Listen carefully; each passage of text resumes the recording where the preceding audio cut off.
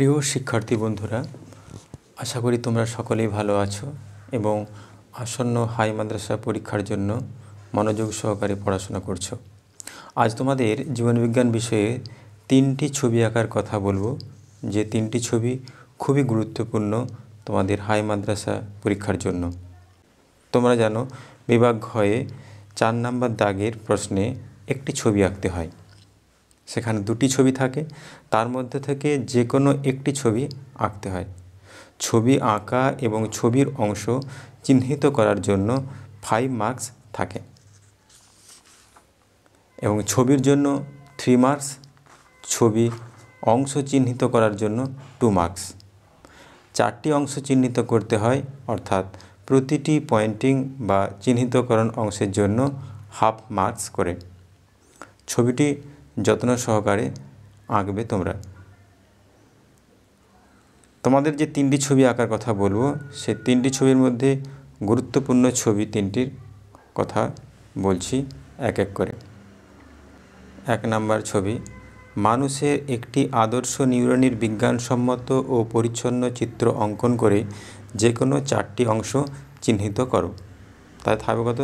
3 + 2 অর্থাৎ 5 মার্কস। ছবি আঁকার জন্য 3 মার্কস আর ছবি পয়েন্টিং করার জন্য 2 মার্কস, এই করে 5 মার্কস। তোমাদের ছবিটি হতে হবে বিজ্ঞানসম্মত এবং পরিচ্ছন্ন। বিজ্ঞানসম্মত কথার অর্থ হচ্ছে ছবির যেখানে যে অংশ থাকার কথা সেটি যেন সেই অংশে থাকে, এবং পরিচ্ছন্ন, ছবিটা যেন ভালো হয়, অর্থাৎ পরিষ্কার পরিচ্ছন্ন হয়। এই রকম ছবি আঁকতে হবে তোমাদের।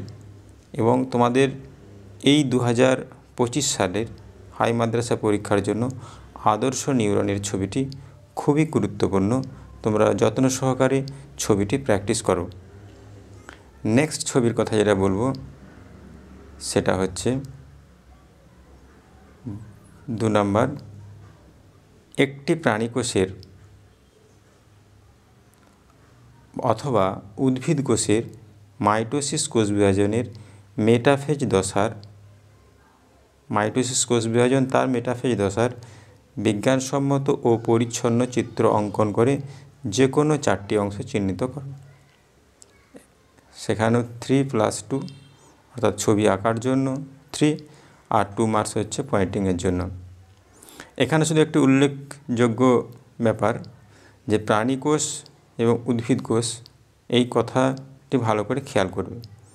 প্রাণীকোষ বললে সেখানে আর কোষ প্রাচীর আঁকতে হবে না, কিন্তু উদ্ভিদ কোষ বললে কোষ প্রাচীর আঁকতে হবে, এটি যেন খেয়াল থাকে। নেক্সট ছবির কথা বলবো, ইম্পর্ট্যান্ট, সেটা হচ্ছে মানুষের অক্ষিগোলকের লম্বচ্ছেদের একটি বিজ্ঞানসম্মত ও পরিচ্ছন্ন চিত্র। সে একই রকমভাবে 4টি অংশ চিহ্নিতকরণ করতে হবে। এবং এই যে অক্ষিগোলকের লম্বচ্ছেদ আসে, যাকে আমরা সহজ কথায় বলি চোখের ছবি, সে একই মার্কস 3 + 2, 3 মার্কস ছবি আঁকার জন্য আর 2 মার্কস পয়েন্টিংয়ের জন্য। এবং ছবি যেন বিজ্ঞানসম্মত এবং পরিচ্ছন্ন হয়, এদিকে খেয়ালটা রাখতে হবে।